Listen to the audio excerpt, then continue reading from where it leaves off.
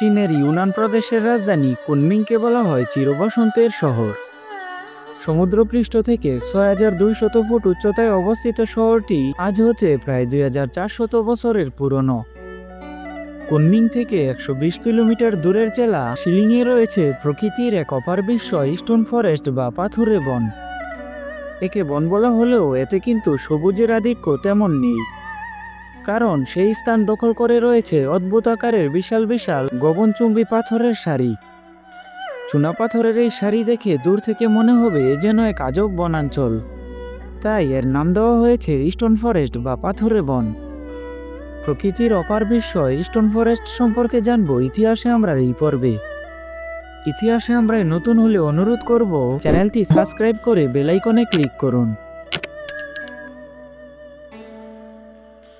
অতীতে চীনারা অদ্ভুত এই জায়গার নাম দিয়েছিল শিলিং, যার অর্থ পাথুরে বন।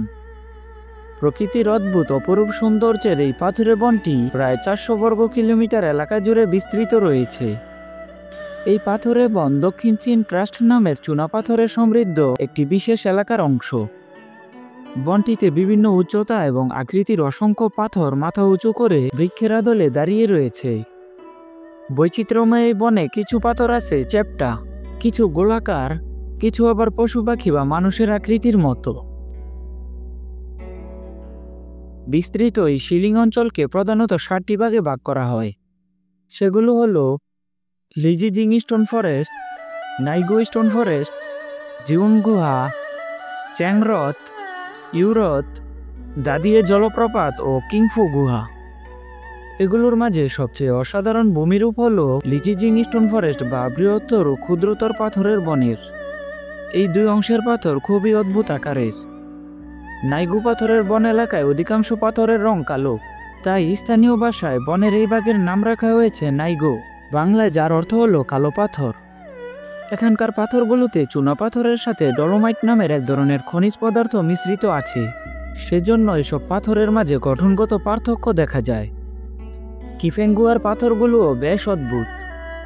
এই গুহার ভিতরে ঢুকলে মনে হবে আপনি যেন ভিন গ্রহে চলে এসেছেন। শিলিংয়ের বিচ্ছিন্ন হ্রদগুলো প্রাকৃতিক সৌন্দর্যে ভরপুর। এছাড়া এই অঞ্চলের দাদিয়ে জলপ্রপাতটি ইউনান প্রদেশের সবচেয়ে সুন্দর ঝর্ণা। এই বনের উৎপত্তি নিয়ে স্থানীয় লোককথা প্রচলিত আছে যে আশিমা নামের এক আদিবাসী মেয়ে তার ভালোবাসার মানুষকে বিয়ে করতে চেয়েছিল, কিন্তু তাকে তার পছন্দ মতো বিয়ে করতে না দেওয়ায় সে এই ভূমিতে এসে শোকে পাথর হয়ে গিয়েছিল। ফলে আশিমার অসীম শোকে তার পাশে গড়ে উঠতে থাকে হাজার হাজার পাথরের সারি। গল্পটা অবিশ্বাস্য হলেও পাথরের এই বনে এখনো আশিমার নামে একটি উঁচু পাথরের স্তম্ভ চোখে পড়ে। কিছুটা দূর থেকে পাথরের স্তম্ভটি হঠাৎ দেখলে মনে হবে একজন তরুণী মাথায় রুমাল পেঁচিয়ে পিঠে বাঁশের জুড়ি নিয়ে লম্বালম্বি দাঁড়িয়ে আছে। প্রতি বছরের ২৪শে জুন ওই সম্প্রদায়ের অধিবাসীরা আশিমার স্মৃতির উদ্দেশ্যে এক ধরনের আলোর উৎসব আয়োজন করে। উৎসবটি স্থানীয়ভাবে টর্চ বা আলোক উৎসব নামে পরিচিত। এছাড়া বিভিন্ন ধরনের লোকনৃত্য, কুস্তি প্রতিযোগিতা, ষাঁড়ের যুদ্ধ, পুতুল নাচ, সিংহ নাচ সহ নানা রকম উৎসবের আয়োজন করে থাকে। তবে বিজ্ঞানীরা আঞ্চলিক এই কথিত গল্পের কোনো ভিত্তি খুঁজে পাননি। ধারণা করা হয় কয়েকশো কোটি বছর আগে শিলিংয়ের অঞ্চলে ছিল মস্ত বড় এক অগভীর সাগর। সেই সাগরের নিচে ধীরে ধীরে অনেক চুনাপাথর জমতে থাকে এবং এক সময় পাথুরে পাহাড়ের সৃষ্টি হয়। প্রায় ২৭ কোটি বছর আগে বড়সড় ভূমিকম্প কিংবা অন্য কোনো প্রাকৃতিক কারণে এখানে অভাবনীয় পরিবর্তন ঘটে। তখন সাগরের পানি শুকিয়ে যেতে থাকে এবং বেরিয়ে আসে সমুদ্রের নিচে থাকা চুনাপাথরের পাহাড়। সেই প্রাচীন চুনাপাথরের পাহাড় লক্ষ কোটি বছর ধরে বাতাস আর পানিতে ক্ষয়প্রাপ্ত হয়ে আজকের এই অবস্থায় পৌঁছেছে। এসব চুনাপাথরের স্তূপের ভিতর বর্তমানেও অসংখ্য সামুদ্রিক প্রাণীর জীবাশ্ম পাওয়া যায়। প্রাকৃতিকভাবে ক্ষয়প্রাপ্তের ফলে পাথরগুলো মোটেও সমান আকারের নয়।